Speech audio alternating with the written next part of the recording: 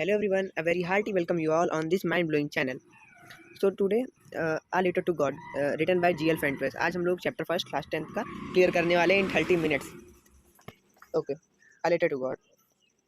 Before you read, they say faith can move mountain, but what should we put our faith in? यानी वे लोग कहते हैं कि जो विश्वास होता है वो पर्वत को भी डिस्प्लेस कर सकता है यानी कि हिला सकता है.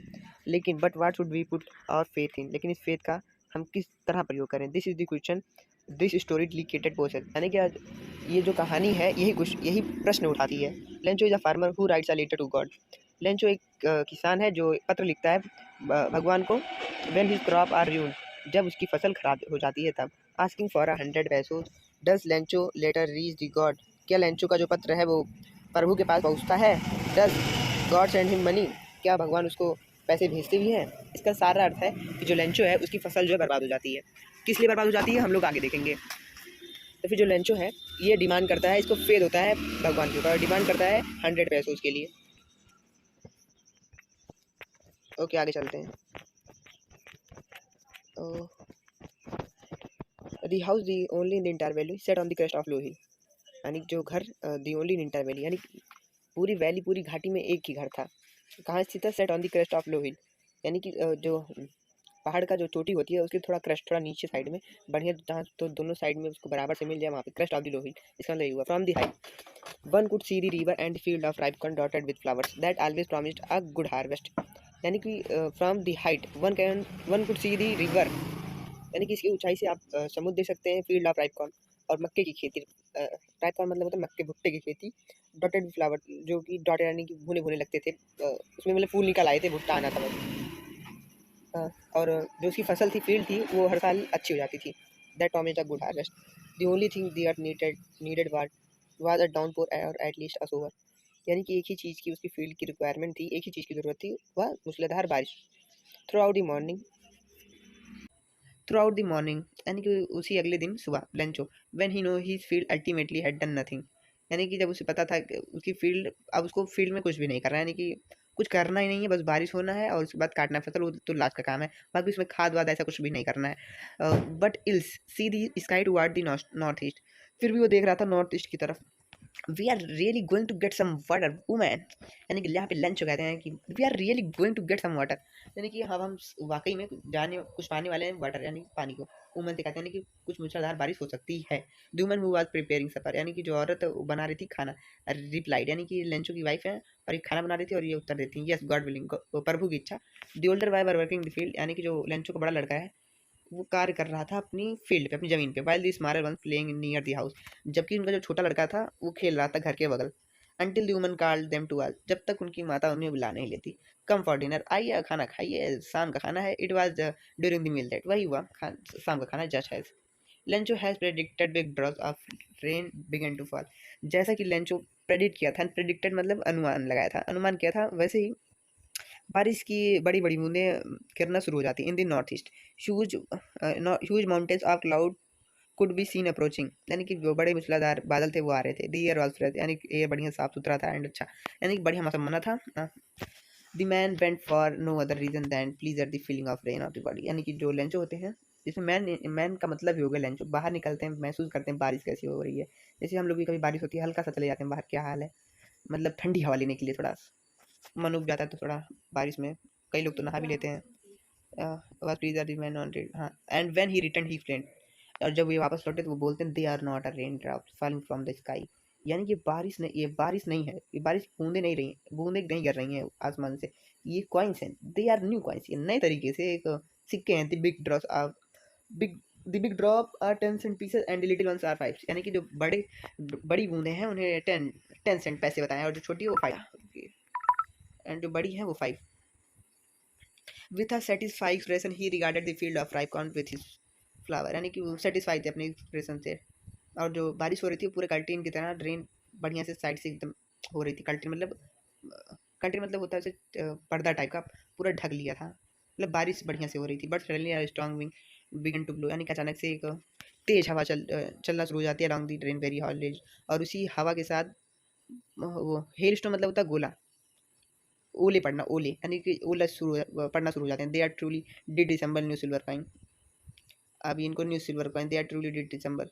अब ये वाकई में नए सिल्वर कॉइन लग रहे थे, सिल्वर कॉइन की तरह बारिश हो रही। The boys exposing themselves to rain, to the rain drain out to collect the frozen pills, यानी कि जो लड़के होते हैं वो उसे गोले को, बर्फ की गोले को कलेक्ट कर रहे थे, बीन रहे थे, मतलब इकट्ठा कर रहे थे।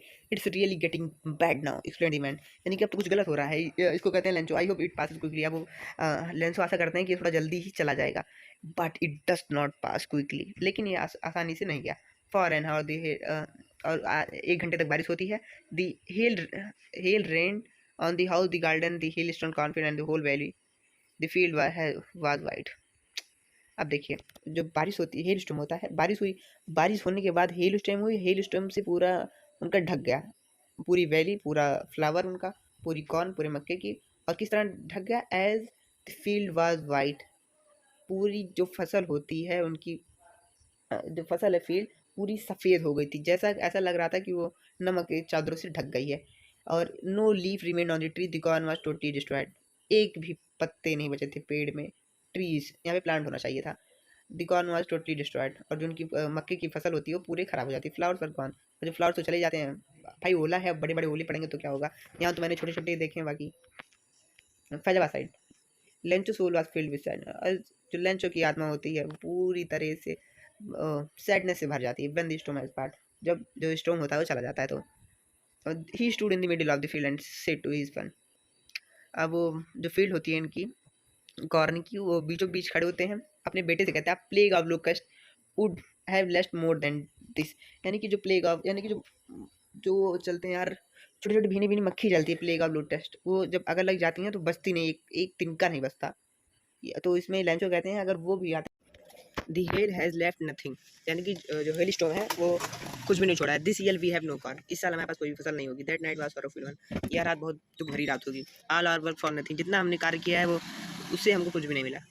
There no one who can help us, अब कोई नहीं जो हमारी मदद कर सकता है। We all are go hungry this year, इस साल हम सभी भूखे रहेंगे। और ये सारे जो 4 क्वेश्चन है ये हम आपको नेक्स्ट वीडियो में करा देंगे। But in the hearts of all who lived in solitary house in the middle of the valley there was a single hope, help from God। लेकिन जो हर सबके दिलों में जो राज करते हैं, रहते हैं solitary house in the middle of the valley, वो है God. There was single hope, help from the God. Don't be so upset, ज़्यादा निराश नहीं होने की जरूरत है। Even though this seems like a total loss, जब तक हम पूरा खत्म नहीं हो जाता, यानी कि जो आखिरी उम्मीद है वो भगवान है। तो remember no one dies of hunger, याद रखो कोई भूखा नहीं मरेगा इस साल। That's what they say, no one dies of hunger all through the night Lencho only his one hope, यानी पूरी रात लेंचो एक ही आशा लेकर बैठा रहता है, help of God.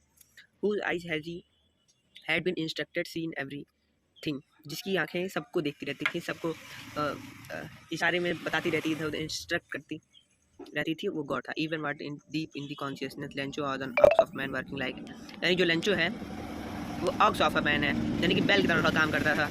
Working like animal in the field, यानी जानवरों की तरह काम करता था, मन लगा पूरी तरीके से। But still he knew how to write, लेकिन फिर भी वह जानता था कि पत्र कैसे लिखा जाता है। The following Sunday at daybreak, यानी कि जो रविवार का दिन, डे ब्रेक यानी कि दोपहर के थोड़ा शाम का टाइम, तो वो लेटर को लिखना स्टार्ट करता है। Which he himself would carry to town and place in the mail, it was nothing less than a letter to God, यानी वो टाउन के पास जाता है, अपने मेल को सेंड कर देता है। गॉड ही रोट, यानी कि गॉड जिसकी हेडिंग होता है उसने लिखा God, if you don't help me my family and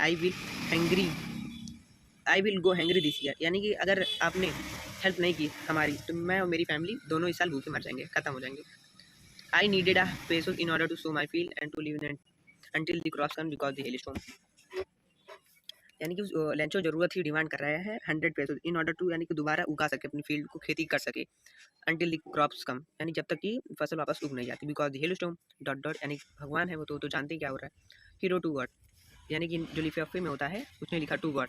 put the letter inside and still travelled went to town, and जो लेटर होता है इनसाइड रखा and still travelled went to town, और नगर गया, क्योंकि इसका जो घर था वो तो यहाँ पे था वैली में, और नगर जाने के लिए नीचे जाना ही पड़ेगा। At the post office he placed a stamp on the drop into the mail box, यानी कि जो उस पर मोहर लगाया जाता है, मोहर लगाने के बाद मेल बॉक्स में उसने डाल दिया क्या, इनवेलप, यानी कि लिफाफा। One of the employees who was a postman, यानी कि एक जो एम्प्लॉय थे, जो पोस्टमैन थे, also help at the post office, went his god laughing hearty and showed him letter to God, never in his career a postman had known the at the post master of at amiable, यानी कि जो postman होते हैं वो laughing Hatli यानी कि दिल से हंसने लगते हैं और दिखाते हैं अपने पोस्ट मास्टर को कि ऐसा पत्र मैंने आज तक देखा ही नहीं है और ना मैं ऐसा एड्रेस जानता हूँ। अब फैट अमीबल यानी कि मोटा मोटा, फ्रेंडली यानी थोड़ा हंस हंस के बोलने वाला। Fellow also break out laughing, उसके बाद वो भी हंसने लगते हैं तेजी से, but almost immediately turn into serious, लेकिन अचानक से वो सीरियस हो जाते हैं। Tapping on the letter on the desk commented, और उस लेटर को टेप करते हुए कमेंट करते हैं, what faith I wish I had the faith of the man who wrote this feather starting a corresponding with God, यानी जो post master होते हैं वो कहते हैं व्हाट फेथ, क्या faith, I wish a man who had write the letter starting the corresponding with God, यानी कि वो जो मैन जो पत्र लिखा है उसकी कितना कॉरस्पॉन्डिंग बॉन्ड होगा, कितना अच्छा से रिलेट करता होगा, कितना अच्छा फेथ होगा उस गॉड पर। So in order not to shake the writer faith in God, यानी कि उस उपस्थिति में राइटर यानी कि जो लेंचो है उसका फेथ रखने के लिए the post master came up with an idea, यानी कि उसकी एक तीव्र गति से उसकी बुद्धि चली और उसने दिमाग लगाया कि इसका फेथ हमें नहीं तोड़ना है। आंसर द लेटर, और उन्हें पत्र में उत्तर दिया, बट ही ओपन इट, लेकिन जब उन्होंने उसको लिखा, पहले तो उन्होंने सोचा कि बस एक इंक पेपर पेन की जरूरत पड़ेगी, लेकिन जब उन्होंने खोला तो इसमें कुछ और डिमांड कर रहा था। तो बट ही ओपन, यानी जब उन्होंने ओपन किया, इट वॉज एविडेंट, ये एक आश्चर्यजनक बात थी, that answer is needed something more than goodwill, यानी कि जो आंसर था उत्तर था वो इंक और पेन नहीं मांग रही थी, उसमें कुछ इच्छाजनक थी, कुछ ink and paper. But he stuck his resolution, लेकिन उन्होंने इसका सोल्यूशन दिया फिर से। He ask for money from his employees, यानी कि वो थोड़ा इकट्ठा करते हैं अपने एम्प्लॉयज़ से, पैसे मांगते हैं। He himself give a part of salary, अपने सैलरी से भी कुछ पैसे इकट्ठे करते हैं। And several friends who were obliged something for act and charity, और कुछ फ्रेंड्स से कहते हैं भाई दे दो, चैरिटी के नाम पे दे दो। It was impossible to gather 100 पैसों, लेकिन इतना करने के बाद 100 पैसों इकट्ठा नहीं हो पाते। So he was able to send a farmer only little once half, so send a farmer little more than half, यानी कि आधे से थोड़ा ज़्यादा पैसे देते हैं। The following Sunday Lencho came a bit earlier that earlier than usual to ask if there a letter for him, और द फॉलोइंग संडे यानी कि उस रविवार को जो लेंचो हैं वो थोड़ा जल्दी आते हैं सुबह सुबह, उत्सुक हो गए कि हमारा लेटर आया होगा। It was the postman himself, यानी जो पोस्टमैन था वो खुद ही लेटर को पकड़ाया, him the while the post master experiencing the contentment of a man whose were performed a good deed looked on from the his office, यानी कि जो पोस्टमैन था जब उन्हें लिफाफा दे रहा था तो जो पोस्ट मास्टर है अपने ऑफिस से देख रहे थे ये गुड विल, अपने इच्छा शक्ति से कौन है ये अच्छा व्यक्ति।